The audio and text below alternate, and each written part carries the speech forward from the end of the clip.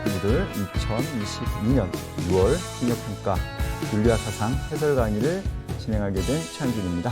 해설에 앞서서 우리가 이번 우리 윤리와 사상 6월 학평 문제는 어땠는가에 대한 총평의 시간을 한번 가져보도록 할게요.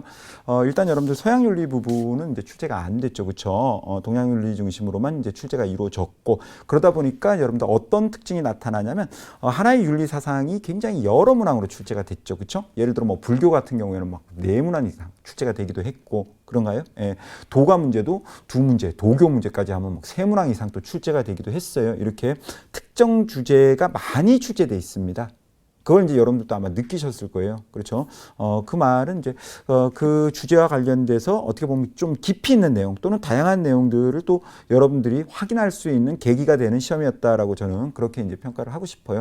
그다음 두 번째로는 여러분들 일단 화면을 보시면 화면에 나와 있는 것처럼 다양한 이제 동양 윤리 중에서도 주제가 균형 있게 출제가 됐다라는 건 무슨 얘기냐면 불교를 출제를 했지만 불교에서 굉장히 어때요? 자주 출제되는 비교의 유형들이 있을 겁니다. 대표적으로 뭐 해능이라는 선종 사상가하고 그렇죠 진울이라는 사상가 그렇죠 비교하는 거 또 중관이라는 사상과 유식이라는 사상을 비교하는 유형 이렇게 굉장히 다양한 유형들 즉 출제가 잘 되는 유형들 중심으로 출제가 이루어졌다. 또 맹자가 나오면 순자가 나오고 그렇죠 맹자가 또 단독으로 나온 적이 있어요. 순자가 단독으로 나온 적이 있어요. 하지만 어때 맹자와 순자를 비교하는 문제 유형도 역시 또 출제가 됐고 이런 식으로 이 동양윤리 부분에서 출제가 굉장히 잘 되는 주제 조합이 있어요. 보통 이제 주희가 나오면 왕수인이 나오잖아요. 그런 식으로 굉장히 기출 주제죠. 빈출 주제, 자주 출제가 되는 주제들, 그 주제들에 대해서 다양한 주제를 균형 있게 출제를 했다라는 이런 평가를 저는 내리고 싶고요. 두 번째로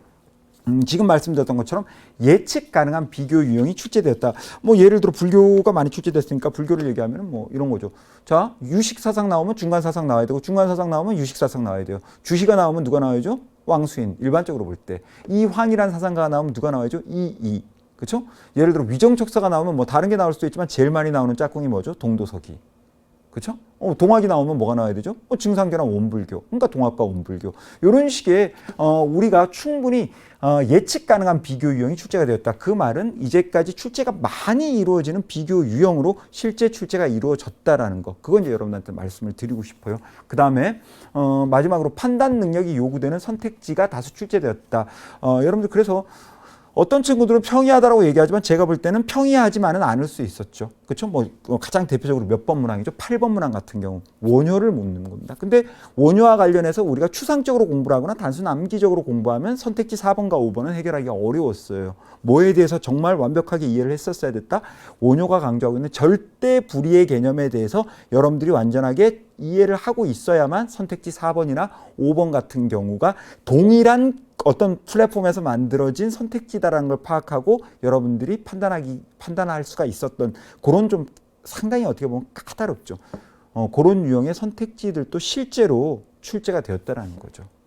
아마 시험을 좀 열심히 진심으로 치러본 친구들은 제 말에 어느 정도 공감할 거라고 저는 생각을 합니다. 이런 이제 특징들을 가지고 있고 그러면 제가 생각할 때는 고난도 문항이라고 얘기하면 의외로 여러분들 이런 문항이 고난도죠. 7번 문항 같은 경우는 왜 고난도입니까? 라고 물어보면 진짜 막 사상이나 이런 게 어려워서라기보다는 잘 다루지 않는 출제들이 많이 이루어졌죠. 그렇죠? 예를 들어 윤리사상과 사회사상을 주제로 해서 직접적으로 그렇게 출제가 이루어지는 경우는 사실 수능이나 평가원 모의고사 기준으로는 그렇게 많지 않거든요. 그런데 이제 아무래도 학평이고 범위가 제한적이다 보니까 이런 문제 유형이 출제가 됐어요. 그러다 보니까 여러분들이 이 주제에 대해서는 공부를 많이 안 했고 준비가 많이 안 돼 있고 또 출제된 문제를 많이 접하지 않았기 때문에 여러분들이 느끼는 체감 난도가 높았다.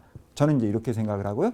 가장 제가 볼 때는 이제 여러분들 어려웠던 거는 이제 8번이라고 생각을 합니다. 그게 이제 지금 말씀드렸었던 원효 문제고요. 예. 그 다음에 12번 같은 경우에는 저는 왜 이게 상당히 까다로웠을 거라고 생각하냐면 다른 이유는 하나도 없습니다. 정답 찾기 안 어려웠어요. 그런데 왜 고난도죠? 제시문이죠. 제시문이 너무 추상적으로 나왔기 때문에 이게 유교 제시문이었거든요. 그런데 너무 추상적이다 보니까 여러분들 스스로가 이 제시문이 유교임을 찾아낼 수 있는 단서 그걸 여러분들이 찾아내기가 굉장히 어려웠다. 저는 그런 면에서 그런 추상적 제시문에 따른 난도라고 얘기죠. 고난도. 그것 때문에 저는 12번 문항이 여러분들이 느끼기에는 좀 어렵지 않았을까라고 저는 생각을 하는 겁니다. 18번 문항도 역시 마찬가지입니다. 18번 문항은 뭐죠?